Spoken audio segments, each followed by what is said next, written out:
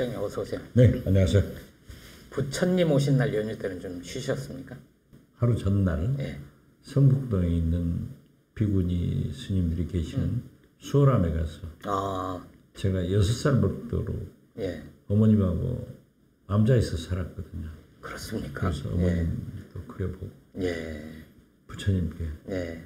그러니까 거기서 하루 주무시면서 아니요, 주무시진 않고 예. 저 좀 잘 되게 해주십시오. 잡혀가지 않게 해주십시오 하고 빌었죠. 또 지난주 방송에서 출마 선언도 하셨는데 당선되게 해주십시오, 출마할 수 있게 해주십시오, 그런 것도 비셨나요? 그것은 이제 제가 얼마나 열심히 하느냐에 따라서 유권자가 결정할 문제죠. 지난주 10일에 그러니까 5월 25일 목요일이었죠. 그날 방송에서 실장님이 총선 출마 선언을 하셨잖아요. 안 되겠다, 나 나가서 한번 붙어볼란다 이러셨는데 의외로 크게 기사가 많이 나오거나 그러진 않았어요. 제가 곰곰이 생각해 보니까 이게 별로 뉴스가 아니다, 실장님 어차피 나올 뿐이어서 정해진 수순이다 이건지, 아니면은 좀 관심이 적어서 그런 건지 어떻게 보세요? 그래도 몇십 개 떴던데요. 예. 저는 제가 말한 것이 그렇게 뉴스가 되는가 하고 깜짝 놀랐어요. 뉴스가 되죠, 당연히. 지금 의원이 불출마 선언을 하면 큰 뉴스. 네, 출마 안 하실 것 같던 분들이 출마 선언을 해도 그거보다는 크진 않지만 뉴스. 글쎄요. 아무튼 관심 가져주셔서 감사합니다. 아니, 실장님은 단독 기사로 이쁘게 모셔야지. 실장님 포함해서 정동영, 천정배 해서 호남에 출마하는 몇 분들까지 다 같이 묶어서 낸 기사는 좀 거시기하더라고요. 그분들도 제답을 좀 봐야죠. 고맙다고 인사를 하던가요? 그분들은 이제 뭐 올드바이 귀환이다 해가지고 뭐 여러 사람들이 여야에서도 다 좋아해요. 그렇지만 김대중 대통령께서 정치라고 하는 것은 노장청의 조화를 이루어야 된다. 그런 의미에서 노도 있어야 되고 장도 있어야 되고 또 항상 젊은 피를 수혈해서 그 정당이 개혁되고 혁신되는 모습도 보여야죠. 우선 지난주 방송 좀 업데이트가 필요한 내용이 있어서 공지부터 하겠습니다. 김춘희 사무총장이 6월 8일 세계 해양의 날을 맞아서 후쿠시마 오염수 투기 반대 전국 공동행동 어민 총집결 집회가 6월 8일에 열릴 것이라고 했는데 더 많은 어민들이 참여할 수 있도록 날짜를 바꿨다고 합니다. 6월 12일 오후 2시로 바꿨고요. 장소도 서울 여의도 국회 앞으로 더 많이 모일 수 있도록 국민의 목소리를 들으라고 그쪽으로 바꿨다고 합니다. 다시 한번 말씀드릴게요. 후쿠시마 오염수 투기 반대 전국 공동행동 어민 총집결 집회가 6월 12일 오후 2시 서울 여의도 국회 앞에서 열릴 예정이니까 많은 관심과 참여 부탁드립니다. 그날 내놓은 캐치프레이즈가 어민들이요. 조업을 멈추고 서울로 가자. 서울에서 모이자는 거죠. 8일날 오후 2시 국회 앞에서. 어민들이 조업을 멈춘다고 하는 것은 굉장히 큰 의미가 있죠. 그래서 저도 방송 나가서 날짜를 잘못 얘기를 했습니다만은 어떻게 됐든 이러한 큰 문제에 전국에 있는 어민들이나 가정주부들도 좀 많이 참여했으면 좋겠습니다. 고맙습니다. 지난주에 우리 환경운동연합 김춘희 사무총장 모시고 후쿠시마 오염수 투기의 문제점에 관한 얘기를 했잖아요. 근데 실제 이 오염수가 바다에 버려질 경우에 자연 생태계나 인체에 어느 정도 치명적인지 알고 싶다.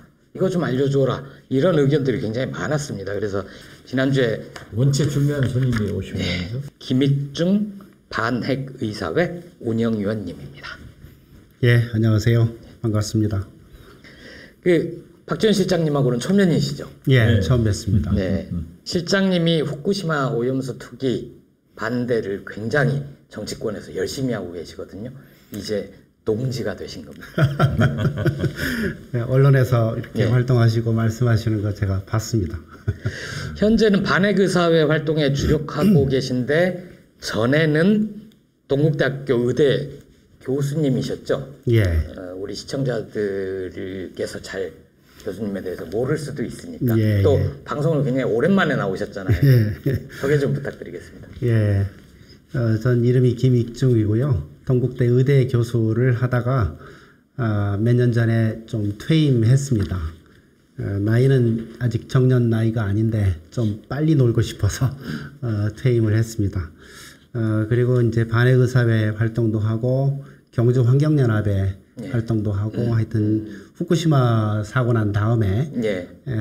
굉장히 많은 질문이 저한테 왔어요. 예. 방사능의 건강 영향이 어떠냐. 이 질문에 이제 대답하느라고 한 10년 정도 좀 바삐 살다 보니 하여튼 방송도 좀 그간 나가고 했었는데 최근에 한 3, 4년 쉬었습니다. 그러다가 이제 오염수 때문에 다시 또 저희가 전문가를 제대로 잘 찾은 거죠. 네. 후쿠시마 오염수가 예. 김일중 교수를 불러봤네. 예. 마치 윤석열 대통령이 실장님을 정치 일선으로 정치로 불러오는 나가게 것처럼. 제가 이걸 교수님이- 전공한 건 예. 아니고요. 그래도 이제 의대 교수니까 예. 건강 영향에 대해서 논문을 보거나 뭐 자료를 볼 능력은 되니까 예. 그렇게 해서 자료들을 좀 보고 설명을 드리는 거죠. 그리고 전공은 미생물학, 면역학. 예, 맞죠? 그렇습니다. 예. 그래서 예. 기초적인 질문부터 좀 여쭤볼게요. 예. 영국의 어떤 교수는 처리하지 않은 오염수도 내가 마실 수 있다. 뭐 이렇게 얘기를 하는데 그건 좀 말이 안 되는 것 같고 정수기처럼 핵물질을 제거한다는 그 알프스라는 장치를 거친 일본 사람들은 그걸 오염수가 아니라 처리수라고 부르는 모양인데 그 물은 마셔도 안전한가요? 이제 그거를 판단하려면 예. 이 알프스라고 하는 이 설비가 성능이 어떤지를 봐야 되겠죠. 예. 근데 이 성능이 어떤지를 보려면은 자료가 꽤 많이 필요한데 예. 일본이 굉장히 조금 자료를 내놨어요. 그러니까 전체 자료를 공개하는 게 아니라 그렇죠. 일부 자료만. 아주 조금만. 그러니까 지금 오염수 통 속에 들어있는 방사능 물질이 200가지 정도라고 짐작이 돼요. 보통 200가지. 예, 핵물질이 이제 사고 나면 나오는 게 200가지쯤 되니까요. 그러면 그 200가지를 다 측정을 했냐? 예. 그렇진 않아요. 측정이 어려운 것도 있을 거고 쉬운 것도 있을 거고. 예, 그래서- 그렇겠죠. 예. 그래서 그 일본 도쿄전력이 내놓은 보고서를 보면 예. 62가지를 측정했대요. 200가지 중에 예, 오로지 62가지. 62가지. 예. 그러면 근데 그게 그 한 60 3분의 1 정도밖에 안 되는 거 아닙니까? 그렇죠. 근데 그 62가지 측정한 결과를 다 공개하지 않고 예. 7개만 공개해요. 그러면 전체 200개 중에 오로지 7개. 그렇죠. 그러니까 정말 예. 조금밖에 공개를 안 했는데 예. 이거를 보고도 그래도 어느 정도 예. 짐작은 할 수 있어요. 예. 그래서 이 그래프를 좀 보여드리고 싶은데 네. 알프스의 성능이라고 해서 예. 이건 이제 제가 그린 그래프가 아니고 도쿄전력이 내놓은 인권 그 문건에 있는 그래프입니다. 예. 네. 파란색으로 예. 돼 있는 게 네. 알프스 처리 전, 예. 그리고 빨간색으로 돼 있는 게 처리 후입니다. 그러니까 처리하고 나면 많이 줄어들죠. 예. 그리고 이것들은 이제 핵종별로 예. 어떤 게 얼마나 줄었냐 이걸 이제 보여주는 겁니다. 이 그래프를 맨 왼쪽 보시면 세슘, 스트론튬이에요. 이 두 가지는 굉장히 많았다가 ND로 바뀝니다. Non-detected. 예. 그러니까 불검출로 바뀌어요. 예. 와, 이건 뭐 알프스 굉장히 만족스럽죠. 한 번 처리했는데 싹 없어져 버린 거죠. 예. 굉장히 성능이 좋습니다. 근데 그 옆에 있는 요오드라는 거는 네. 별로 안 줄어요. 그래프 보세요. 그러네요. 거의 안 줄었네요. 거의 안 줄었어요. 예. 그러니까 이거는 알프스로 거의 제거가 안 된다. 이렇게 예. 보면 되는 거죠. 그 다음에 루비디움이라는 것도 많이 줄긴 했는데 없어지진 않아요. 예, 한 좀 절반 남아 정도, 있습니다. 거의 절반 정도. 예, 요거 정도. 이제 예. 한 칸이 10배라서 뭐 절반은 아니고 좀 많이 줄긴 했는데 하여튼 남아 있는 겁니다. 네. 그 다음에 코발트라는 것도 역시 남아 있는 거고.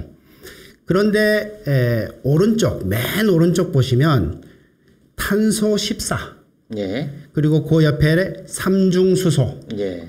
이것들은 제거가 안 돼요. 예. 그러니까 삼중수소는 전혀 제거가 안 되고, 예. 그리고 이 탄소도 제거가 안 되는 것 같아요. 지금 이렇게 7가지를 내놨는데, 예. 공개를 했는데, 그 중에 2가지는 제거가 안 되고, 예. 요도 이 한 가지는 거의 제거가 안 되고, 예. 두 가지는 좀 불만족스럽게 제거되고 네. 두 가지는 만족스럽게 제거되는 거예요.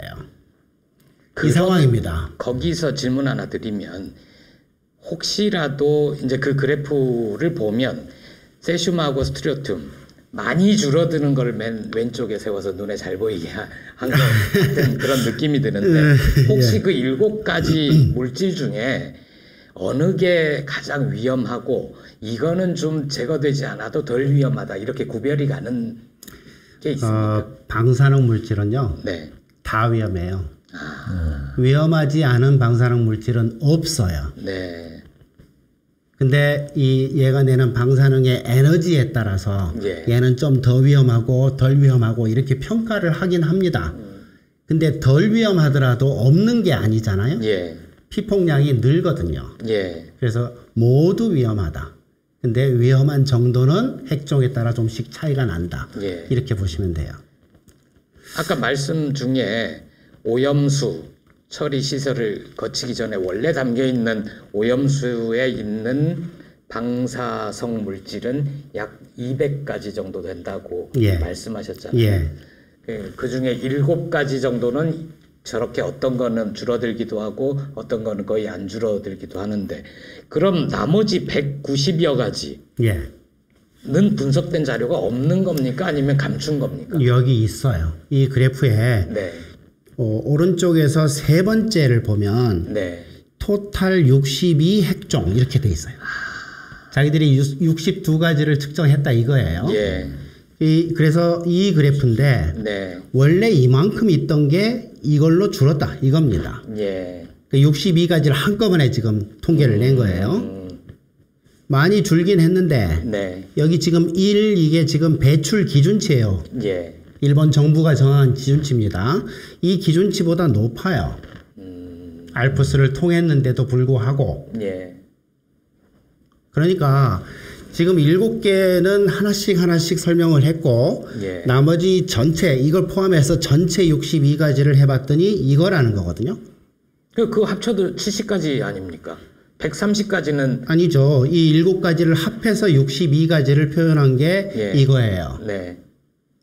모두 합한 거가. 예. 그래서 처리를 해도 이 62가지가 방류 기준치보다 높아요. 예. 실장님, 이 정도 되면 네. 어떻게 마셔도 되겠습니까? 위험하시겠습니까? 못 어떻겠습니까? 마시죠. 그러니까 방류를 안 해야 되는데. 이걸 보고 좀 판단을 해보셨으면 하는 거예요. 예. 저한테 물어보지 마시고 이거 예. 보고 직접 개인이 좀 판단을 해보셔라. 이 말씀 드리고 싶은 거예요. 이게 지금 일본 정부가 내놓은 거의 전부예요. 다른 그래프를 보면 한두 가지가 좀 더 있긴 합니다. 이게 도쿄 전력의 자료 아닙니까? 그렇습니다. 알프스 처리 후. 그렇죠. 예. 전후를 비교해서 지금 내놓은 건데 사실은 200가지 방사능 물질을 전후 비교를 해서 이거를 내놔야 돼요. 그렇죠. 근데 그거를 안 하고 7가지만 내놨잖아요. 예. 62가지는 그래프 한 개로 퉁쳤고 나머지는 측정도 안 했고 예. 이 상황입니다. 그러니까 측정치를 내놓지 않은 거에는 더 위험한 게 있을 수도 있는 거네요. 제가 물어보고 싶은 게 그거예요. 왜 62개를 다 측정을 해놓고 그래프를 62개를 안 그리고 7개만 그렸냐? 예. 나머지는 왜 숨겼냐? 예. 이거예요. 저는 3가지 가능성이 있다고 봅니다. 첫 번째는 종이를 아끼려고 그랬을까요? 측정을 안 했을 가능성. 예. 두 번째로는 측정을 했는데 공개하면 자기들한테 불리해. 감추고 싶은 데이터가 나와버린 거야. 그리고 세 번째는 그래프 그리기가 귀찮아서. 예. 이 셋 중 아닐까 하고 저는 짐작하거든요. 어쨌거나 공개를 너무 안 해요. 예. 자료를 내놓지도 않고 안전하다는 얘기만 하고 있어요. 어떻게 됐든 도쿄 전력에서 저렇게 성능을 검증을 했는데 그걸 만약 방류를 했을 때 일본 국민들 마찬가지 아니에요? 그렇죠. 우리보다 더 도쿄 피해가 전력이 직접적이죠. 일본 정부가 자국민에 대해서 저렇게 무책임할 수 있을까요? 그러니까 이제 저는 일본이 민주주의 국가가 아니지 않나라고 생각을 하는 겁니다. 국민들은 반대하는데 네. 정부는 지금 이거를 해버리는 거 아닙니까? 그러면 여론에 역행하는 짓을 지금 마음대로 하는 거니까. 그럼 민주주의 국가가 아니죠. 그러면 이제 정권을 잃어버려야 되지 않습니까? 근데 안 잃어버린단 말이에요. 자민당 정권이 또 잡을 거고. 저는 그래서 민주국가가 아닌 나라에서는 이런 일이 일어난다. 민주주의를 안 하면 위험하다.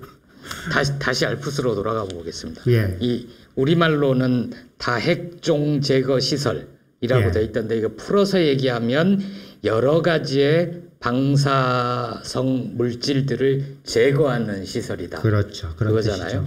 근데 지금 교수님 설명대로라면 제거되는 건 극히 일부고 앞에 아까 세슘하고 스트로튬이었던가요? 그 정도만 논 디텍티브고 62가지 정도는 조금 줄어들기는 하나 여전히 일본 스스로 정한 배출 가능한 허용치도 넘어서고 그렇죠. 나머지 한 100가지 이상은 측정했는지 안 했는지도 모르는 거고. 측정 안 했죠. 62가지만 했습니다. 200가지 중에서. 예. 사실은 이제 핵분열이 일어나면 1000가지 방사능 물질이 나와요. 그것도 근데 한번 그 중에 800가지 정도는 반감기가 아주 짧아서 며칠 만에 확 사라진답니다. 예. 그래서 이제 꽤 오랫동안 유지되는 그 방사능 물질이 200가지인데 그 중에 62가지를 측정을 했고 그 결과를 이 그래프로 지금 표시한 겁니다. 예. 어쨌거나 지금 기준치가 높냐 낮냐라는 거는 이제 나중에 얘기할 거고 네. 일본 정부가 정한 기준치보다 높아요. 예. 알프스로 처리를 해도. 예. 그러면 이건 그대로 버리면 안 될 거 아니에요. 그럼요. 그럼 어떻게 해야 되냐? 이 문건의 뒤쪽에 가보니까 다시 처리한다. 그런 안이 나와 있어요. 여러 번 돌린다? 예, 한 번 더 돌린다. 예. 그러면 2번 돌려도 기준치 이상이면 한 번 더 돌린다. 예. 그럼 몇 번 돌려야 기준치 이하가 되냐? 어려운 얘기예요. 그 자료는 또 공개 안 하겠죠? 그렇죠. 그건 이제 그런 얘기는 없어요. 하여튼 두 번, 세 번 돌리는 계획을 갖고 있다. 이 말만 나와 있지. 그거 하나 여쭤보고 싶은 게 이제 도쿄전력이 공개한 자료 중에 국제원자력위원회 IAEA는 더 안전성을 꼼꼼하게 보지 않을까? 그쪽에는 더 많은 자료를 제공하거나 그럴 가능성은 없나요? IAEA가 지금 보고서를 중간 보고서를 5번을 냈는데요. 네. 그 내용에 보면 이제 IAEA를 좀 짐작할 수가 있습니다. 네. IAEA는 국제 원자력 기구로서 원래 태생이 예. 원자력 안전을 보는 국제 기구가 아니에요. IAEA는 핵무기 확산을 못하게 막습니다. 그렇죠. 그래서 북한에서 핵사찰 할 때도 IAEA가 들어가서 했었죠. 그렇죠. 그리고 그 일은 굉장히 잘하고 있어요. 네. 근데 핵의 평화적 이용, 다시 말해서 원자력은 확산시키려고 해요. 그러니까 원전 짓고 뭐 이런 확대를 시키는 거가 목표로 갖고 있는 국제기구예요. 예. 그러니까 다시 얘기하면 친원전 기구라고 봐야 돼요. 핵무기는 못하게 하고 하지만 원전은 확대시키는 네. 그런 입장을 갖고 있는 기구거든요. 그래서 그 입장을 계속해서 견지를 합니다. 원래 우리나라에서도 안전성 문제가 발생하면 IAEA를 불러요. 예.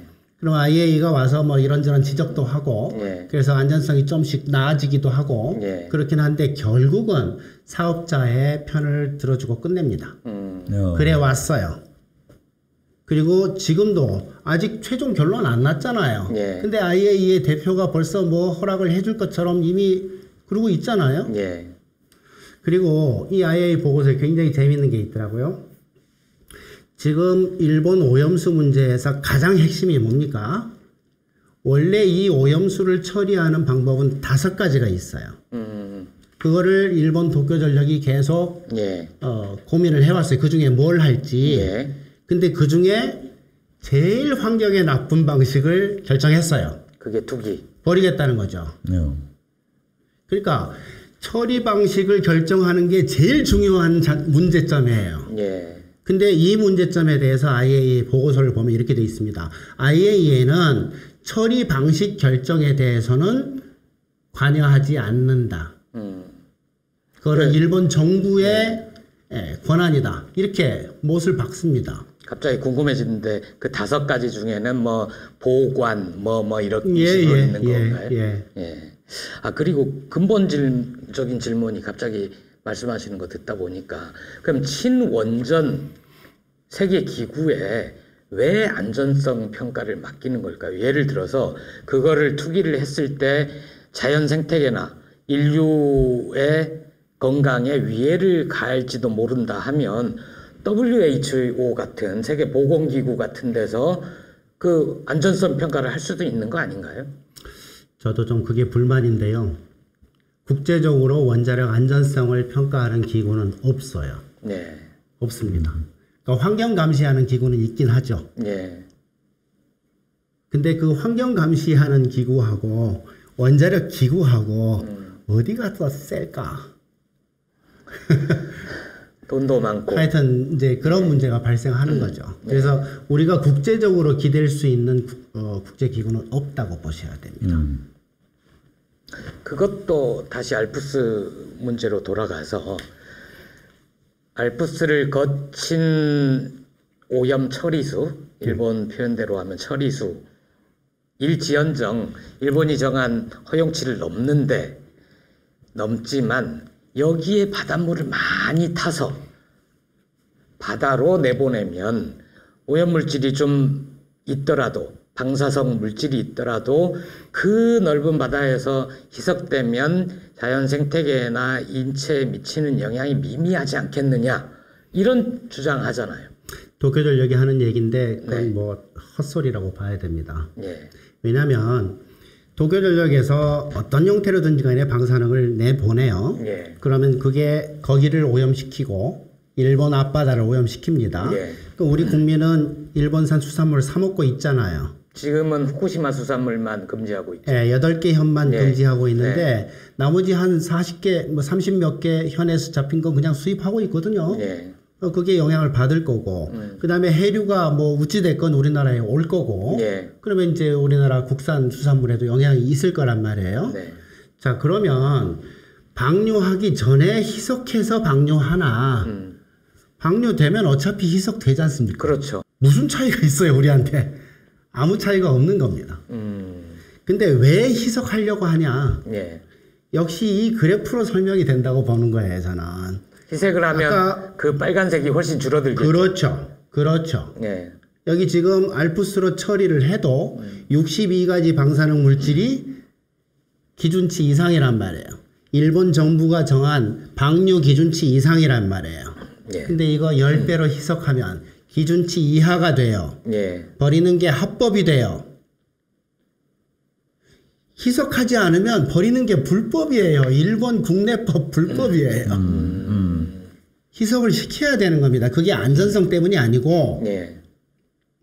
근데 생각해 보세요. 지금 방사능 물질이 여기 있어요. 이거를 10배로 희석했어요. 보냈어요. 그러면 농도는 10분의 1로 낮아지죠. 그러나 버리는 양은 10배가 되죠. 무슨 차이가 있습니까, 그게? 근데 이제 10배로 희석이 되면 인체 해로운 정도도 10분의 1로 낮아지는 거 아닌가요? 그 얘기를 하는 거잖아요. 우리가 받을 영향에는 예. 아무 의미가 없죠. 우리 영향 받는 건 이미 다 희석된 다음에 영향을 받는 거니까. 예. 그래서 나오기 전에 희석되나 나와서 희석되나 우리가 받을 그 피폭량에는 영향이 없다고 봐야 됩니다. 그렇습니까? 그럼요. 아니 예. 독극물이 있다고 쳐요. 예. 이게 지금 원액이에요. 예. 이걸 그냥 마시는 거하고 예. 10배 물에다 타서 희석해서 그 물을 다 마시는 거하고 무슨 차이가 있냐고요. 근데 다 마시지는 않지만 10배로 희석을 해서 물 한 컵 마시면 그러면 희석한 다음에 10배로 지금 볼륨이 늘어났어요. 예. 근데 그 중에 10분의 1만 내보내고 나머지는 보관하겠다? 아니죠. 그거 다른 사람이고. 아니잖아요. 어차피 이건 다 버립니다, 대평양에. 예. 그래서 희석해서 버린다라는 거는 우리가 받는 피해에는 아무 영향이 없고 예. 이 사람들의 법에서는 의미가 있는 거죠. 합법적인 행동이 되는 겁니다. 알프스를 한번 돌리는데 시간이 얼마나 걸리는지 잘 모르겠어요. 근데 한번 걸렸더니 기준치 이상이에요. 그래서 한 번 더 돌렸어요. 또 기준치 이상이에요. 한 번 더 돌렸어요. 계속 이렇게 할 것 같습니까? 도쿄 전력이? 그러겠죠. 어차피 물에 탈 한 번 하고 예. 그 다음에 희석해서 버리는 거죠. 예. 법을 위반할 수는 없으니까. 예. 그래서 희석을 못하게 해야 돼요. 오히려. 방사능 물질이 아까 말씀하신 세슘이나 요드나 삼중수소나 이런 방사능 물질이 바닷물에서 희석이 됐더라도 어쨌든 우리 몸에 들어오면 얼마나 해로운 겁니까? 그거에 대해서는 의학 교과서에 나와 있는 그래프를 제가 좀 보여드려야 돼요. 네. 방사능의 건강 영향이라는 요 그림이 있는데요. 여기 있는 이 그림이 제가 의학 교과서에 있는 거를 그대로 스캔해서 가져온 겁니다. 예. 여기 그림이요. X축이 피폭량이에요. 용량 이렇게 돼 있죠. Y축은 반응도라고 돼 있잖아요. 예. 방사능에 피폭됐을 때 어떤 병이 일어나는지 이걸 보여주는 그래프입니다. 이 그래프 보시면 A, B 두 개 있죠. 예. A는 원점을 지나는 직선이에요. 예. B는 이렇게 좀 굽어져 있는 거고 이거는 문턱값이 있어요. 어느 정도 이상 피폭이 돼야 이런 병에 걸려요. 근데 이거는 문턱값이 없어요. 그러네요. 자, 그러면 어떤 병이 여기에 해당되냐? 여기 지금 백혈구 감소, 소화기 증상, 폐렴, 백내장, 화상, 사망 예. 이런 것들은 B 그래프처럼 발생한다라고 돼 있어요. 이거는 적은 양 피폭됐을 때는 일어나지 않는 병이에요. 상관없지만 예. 많이 피폭돼야 일어나는 일이에요. 예. 근데 암하고 유전병 이 두 가지는 A 그래프처럼 발생한다라고 돼 있어요. A 그래프는 원점을 지나는 직선이에요. 그러니까 피폭량이 늘면 는 만큼 거기에 비례해서 위험이 증가하는 거예요. 예. 암 발생 확률이 증가하는 겁니다. 이런 상황에 있으면 어쨌거나 피폭량을 줄이기 위해 노력해야 되는 거예요. 그렇죠. 그리고 기준치도 없어요. 기준치가 0이에요. 네. 비슷한 얘기로 이런 얘기도 합니다. 자연 방사능도 있지 않냐. 예. 그거 자연 여쭤보려고 그랬어요. 방사능도 있는데 뭐 우리 이거 가지고 그러냐. 자연 방사성도 있고 그러니까요. 우리가 건강 검진할 때 엑스레이 찍으면 또 노출되지 그렇죠. 않느냐. 예. 예. 근데 자연 방사능이건 병원 방사능이건 원전 방사능이건 상관없어요. 모든 방사능이 다 똑같은 기능을 해요. 그러니까 자연 방사능 때문에 이만큼 이미 암에 걸리고 있어요. 예. 병원에 가니까 암이 좀 더 걸리고 있어요. 예. 근데 여기에 후쿠시마 때문에 더 증가하는 거죠. 다 더해지는 겁니다. 예. 이 세 가지 방사능 피폭량을 다 더한 총 피폭량 여기에 비례해서 암 발생 확률이 증가하거든요. 예. 그러니까 피폭량을 줄이기 위해 무조건 노력을 해야 돼요. 근데 그거는- 자연 방사능은 우리가 못 줄이니까 예. 할 수 없이 걸리는 거죠. 조선시대 때도 그래서 걸린 거예요. 예. 암에. 예. 그리고 병원에 가면 방사능 쪼이잖아요. 예. 그것도 똑같이 위험해요. 근데 병원에서 쓰이는 방사능은 나한테 이익이 있지 않습니까? 그 병을 찾아내려고 하는 거죠. 진단도 하고 예. 뭐 죽을 병 살리기도 하고 하지 않습니까? 그러니까 그 이익이 크니까 이 위험을 감수하는 거지 예. 안 위험한 게 아니에요. 근데 원전 방사능은 어때요? 똑같이 위험해요. 예. 이 위험에다 더해지는 거예요. 근데 이익이 없어요. 오염된 일본산 수산물 먹고 무슨 이익이 나한테 옵니까? 예. 아무 이익이 없어요. 그럼 그건 어떤가요? 이제 인체에 들어왔어요. 얘는 빠져나가지는 않나요? 빠져나가죠. 예. 근데 빠져나가는 속도가 네. 핵종마다 다 달라요. 아, 그게 아까 말씀하신 반감기 뭐 이런 거. 예. 그래서 200가지를 다 측정을 하고 이것들의 건강 영향을 다 평가해야 돼요. 그래야 이게 안전한지 위험한지 평가할 수가 있어요. 예. 근데 첫 단계를 안 하고 있는 거 아닙니까? 얘들이 얼마 버리는 줄 몰라요. 밝히질 않으니까. 예. 그러면 도쿄전력 말고 누가 가서 그거를 측정을 했냐? 안 했어요. 우리 그 대표단 그 갔다 왔잖아요. 시찰단 거기서 뭐 이렇게 오염수하고 처리수하고 갖고 와서 분석하고 있나요? 아니거든요. 우리나라뿐 아닙니다. 어느 누구도 그 제3자가 그거를 입증하고 해서 객관적으로 그런 적 없어요. 지금 나온 거는 오로지 도쿄전력이 주장하는 이것뿐이죠. 예. 바닷물에 그 엄청난 양의 바닷물에 희석이 되더라도 여전히 인체에 명백하게 해롭다인가요? 아니면 굉장히 해로울 가능성이 크다인가요? 좀 말장난 같은가요? 예, 뭐 별로 그렇게 큰 의미 있는 그거는 아닌데 이거는 제가 말씀을 드려야 될 것 같아요. 후쿠시마 사고 난 다음에 초기에 굉장히 많은 방사능 물질이 바다로 나왔잖아요. 예. 지금 버리겠다는 것보다 더 많이 나왔을 겁니다, 아마. 더 강한 농도 초기니까 더 고농도로 이렇게 나왔을 테니까. 그러면 이게 우리나라 바다에 왔냐 안 왔냐라는 질문들을 많이 해요. 거기에 대해서는 답을 제가 갖고 있어요. 제가 원자력 안전위원이었었거든요.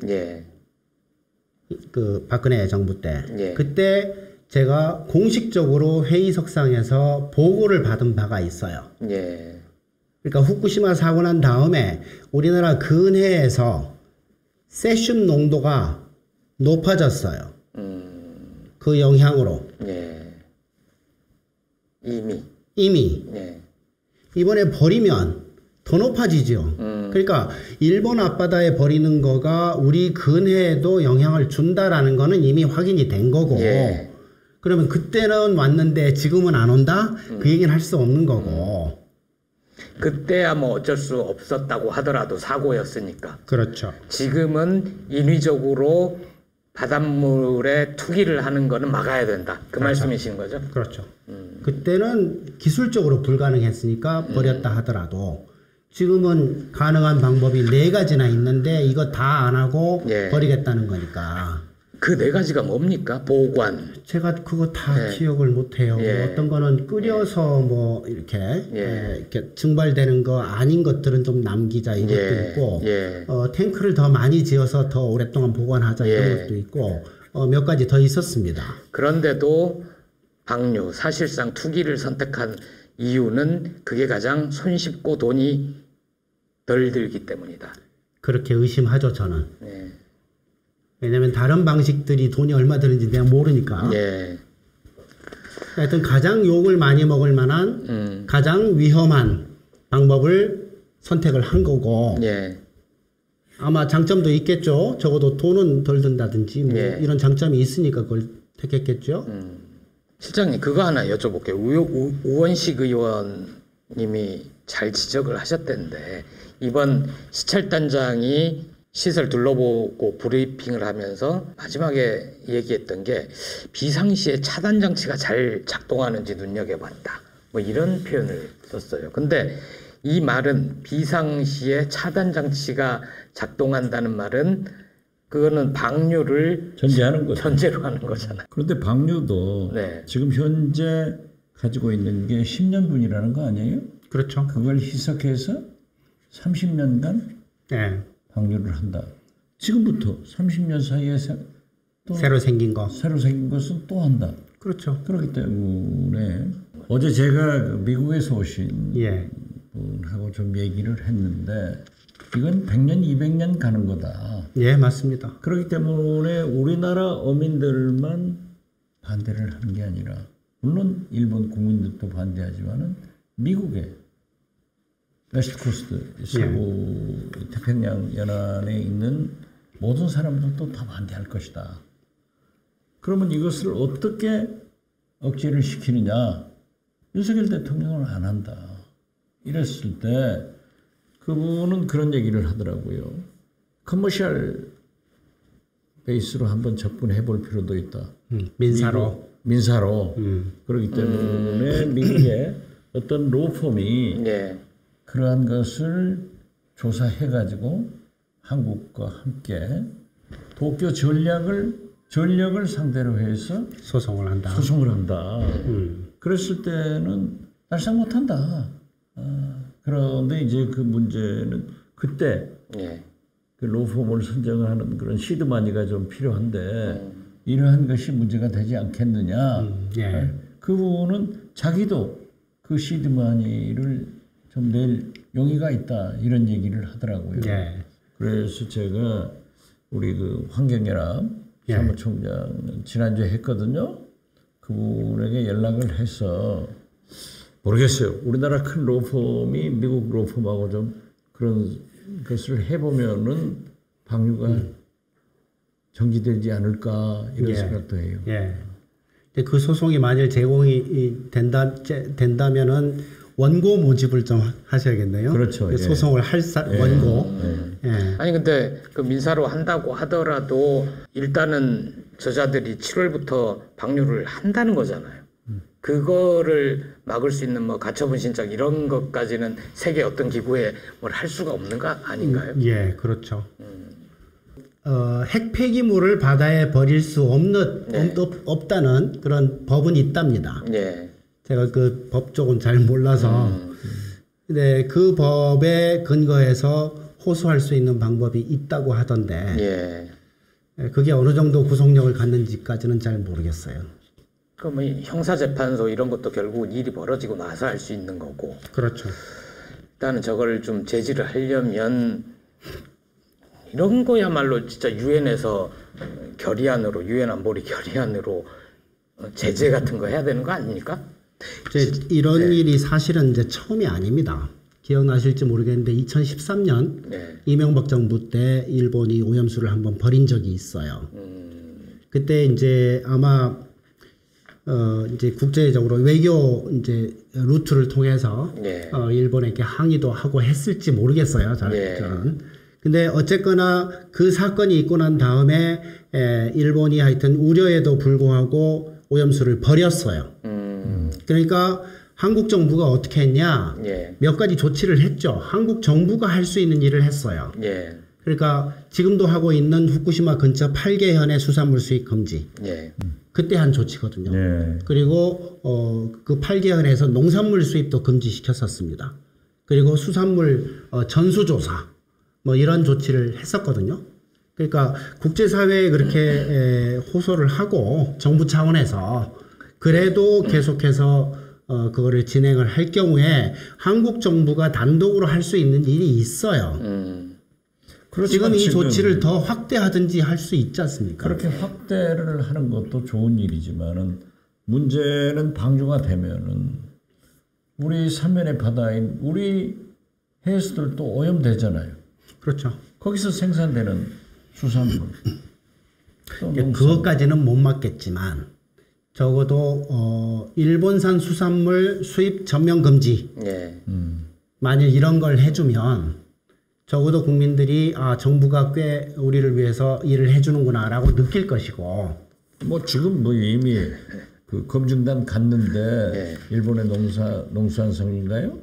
대신이 우리 수산물 수입 좀 해달라 이렇게 요구를 하는 마당인데 이미 정해진 거 아니에요? 하여튼 좀 절망스럽긴 합니다만 어쨌거나 이명박 정부 때도 했던 일이니까.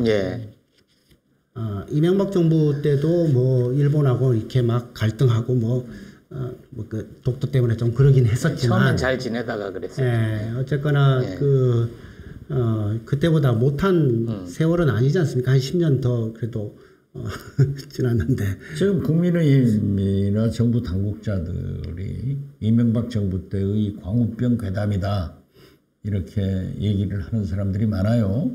또 우리 국민들도 아 참 그렇다 하는 건데 사실 이명박 대통령은 그 광화문에 촛불의 함성을 듣고 청와대 뒷산에 가서 함께 노래도 부르고 했지만은 결국 소, 연염 30개월 미만의 소를 수입하게 결단을 내려줘서 지금까지 광우병이 없는 거예요. 예, 그렇게 볼 수 있습니다. 그렇기 때문에 어떤 의미에서 보면은 이런 문제에 대해서 지금 이명박 대통령 정부는 상당히 잘한 거예요. 그래도 할 수 있는 일을 조금 해줬죠. 해줬죠. 이렇게 이명박 정부를 칭찬하게 될 줄이. 글쎄 살다 보니까 칭찬하는 날도 있네요. 실장님한테 이거 잠깐만요. 이거 하나 여쭤보고 싶은데 그 통영시장이 그랬잖아요. 오염수 문제 키우면 우리 어민들 생계 더 어려워지니까 떠들면 안 된다. 이런 얘기를 했고 민주당 쪽에서도 이 어감은 좀 다르지만 어민 생계와 직결된 문제니까 민주당이 이 문제를 굉장히 조심스럽게 정교하게 접근을 해야 된다. 이렇게 주장한 분도 있었거든요. 이 모두 다 오염수 해양 투기는 막을 수 없다. 정해진 수순이다. 이런 전제를 놓고 하는 얘기들 아닌가요? 어떻게 보세요? 그렇죠. 그렇지만은 뭐 통영시장도 그렇고 민주당의 어떤 인사들이 그런 얘기를 했는지 모르지만은 그건 근본적으로 만약에 투기됐을 때, 방류됐을 때는 통영이고 뭐 어민들이고 그거 필요 없는 거예요. 세상이 다 아는데 어떻게 그걸 뭐 눈 가리고 아웅할 수도 없는 거죠. 알겠습니다. 아까 교수님 무슨 말씀하시려고? 아니요, 뭐 아까 뭐 그 얘기인데 예를 들어서 뭐 선제적으로 우리 정부가 만일 오염수 버리면 우리 일본산 수산물 전면 수입 금지 시키겠다라고 얘기를 한다면 일본 정부가 조금은 그래도 고려하고 뭐 하지 않을까. 아니 근데 지금 대통령은 그게 아니라 과학적 검증이라는 표현을 계속 쓰잖아요. 국제사회의 과학적 검증.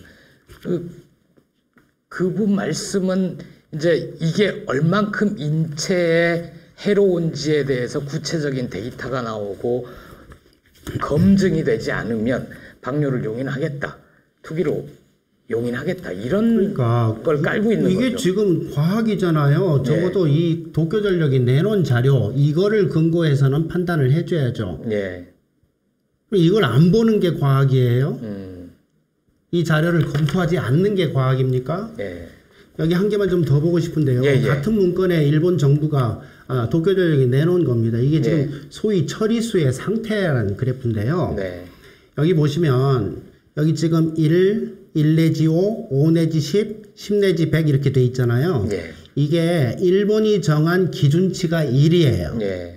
그 1 이하인 오염수가 이만큼이에요. 처리하고 났더니.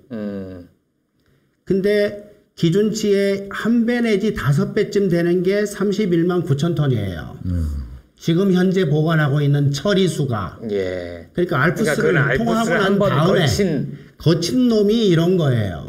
그리고 지금 5배에서 10배쯤 되는 거. 버리는 기준치에 10배쯤 되는 게 지금 20만 톤이 지금 있는 거고.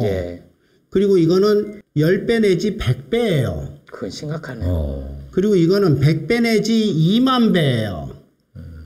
그런 것들이 이렇게 있는 겁니다. 자, 이걸 보고 그럼 과학적으로 안전하다라고 판단할 수 있는 거냐고요.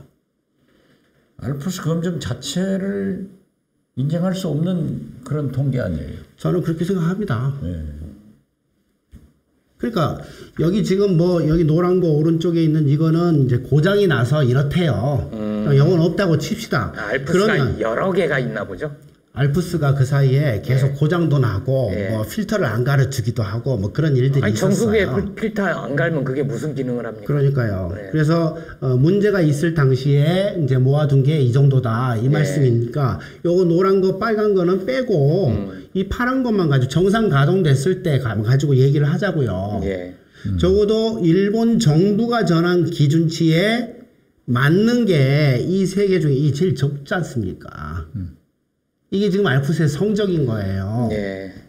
1배 내지 5배가 이만큼 많고 5배 이상 10배쯤 되는 게 이만큼 많이 있는 겁니다. 기준치 이하가 된 게 이거밖에 안 되는 거고 이게 지금 알프스의 성적표예요. 그것도 본인이 내놓은 성적표예요. 제가 그린 게 아닙니다. 그럼 이걸 보고 좀 생각을 해보는 게 과학이지 이거 그냥 못 본 척하고 아예 보지도 않고 과학 얘기를 하는 게 과학입니까? 교수님은 과학자잖아요. 의학자고. 저는 과학을 공부했죠. 그걸로 밥 벌어먹기 했고.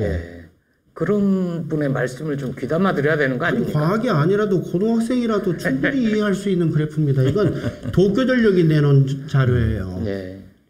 이걸 보고 처리수라는 게 믿을만한지 안 한지 판단해 보면 되는 겁니다. 교수님 오늘 가져오신 자료 중에 우리들이 반드시 알아야 될 것 또 몇 개 좀 소개를 해주신다면 다 하셨습니까? 다 했는데요. 교수님이 시간이 갈수록 좀 흥분도가 높아지는 것 같아요. 맞습니다. 예. 어떻게 됐건 저렇게 과학적으로 입증이 되는 자료를 도쿄 전력에서 내놓았음에도 불구하고 한일 정상회담을 통해서 사실상 우리 윤석열 대통령이 방류를 허용하고 또 나아가서는 수산물 수입도 긍정적으로 검토할 수 있다 하는 것으로 보도되는 현실이 답답한 거예요. 그렇죠. 그렇습니다.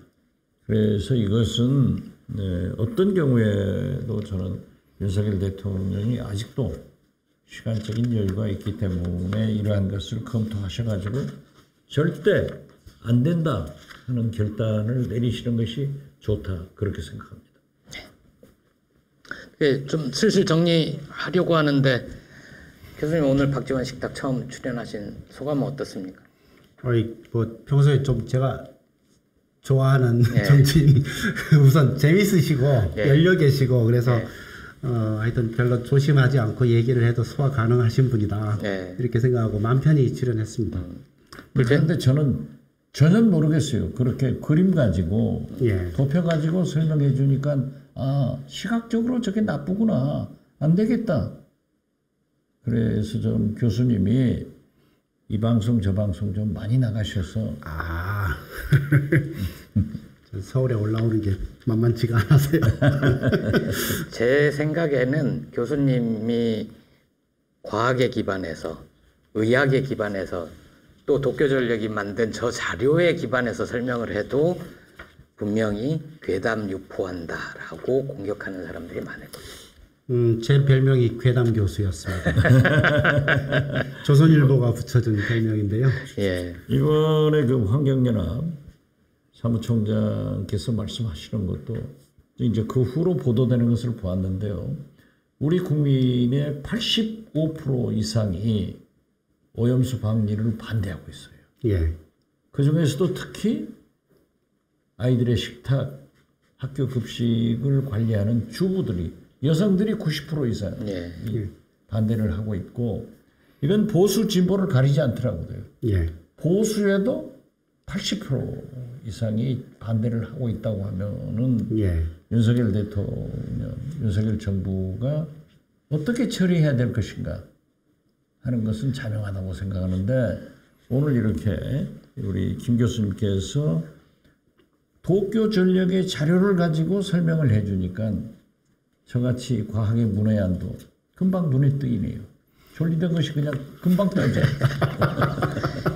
윤석열 대통령이 우리 실장님과 교수님의 애정어린 충고를 귀담아 들었으면 좋겠습니다. 이제 슬슬 마무리하겠습니다. 예, 그러죠. 오늘은 반핵의사회 김익중 교수님 모시고 후쿠시마 오염 해양수수 아니 오염수 해양 투기가 자연 생태계와 인체에 어떤 영향을 미칠지 구체적인 자료를 가지고 얘기를 나눠봤습니다. 그 세슘, 스트로튬, 요오드 이런 전문 용어들이 나와서 좀 어렵기는 하지만 반드시 기억해야 될 것은 얘네는 잘 희석되지도 않을 뿐더러 아주 미세한 영이라도 인체에 들어오면 아주 심각한 병을 일으킬 수 있다. 후대에 엄청난 후과를 가질 수 있다. 이런 말씀으로 요약을 좀 하면 될 것 같고요. 이 알프스라는 아름다운 이름이 붙은 다핵종 제거 시설이 실제 이름과는 달리 제 기능을 하지 못한다.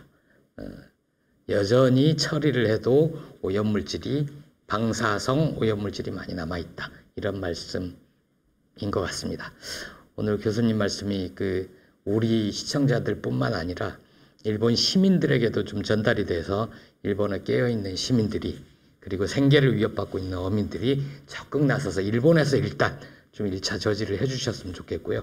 우리도 그리고 양심 있고 양식 있는 세계 시민들도 아까 실장님 말씀하셨듯이 민사소송을 해서라도 어떻게든 좀 막을 수 있도록 방안을 찾아봐야 되겠습니다. 오늘은 시간 관계상 댓글 소개는 좀 생략하겠습니다. 다음으로 미뤄서요.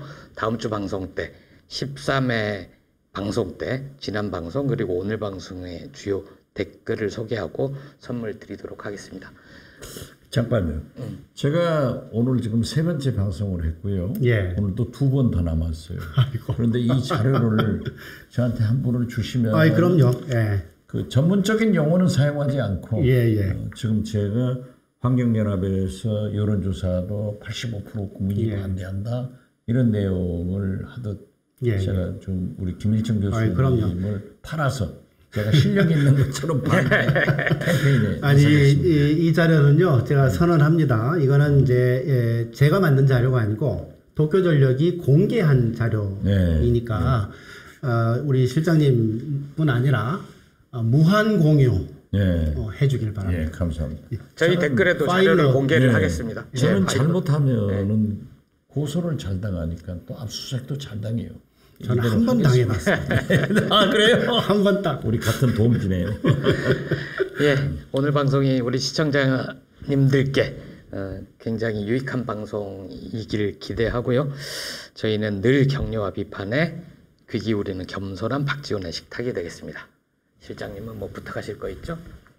구독, 좋아요 여기를 해주셔야 우리 김일청 교수님 같은 훌륭한 분이 나오십니다. 꼭 부탁합니다. 예, 그럼 김익중 교수님 포함해서 다 같이 인사하고 끝낼게요. 예, 고맙습니다. 감사합니다.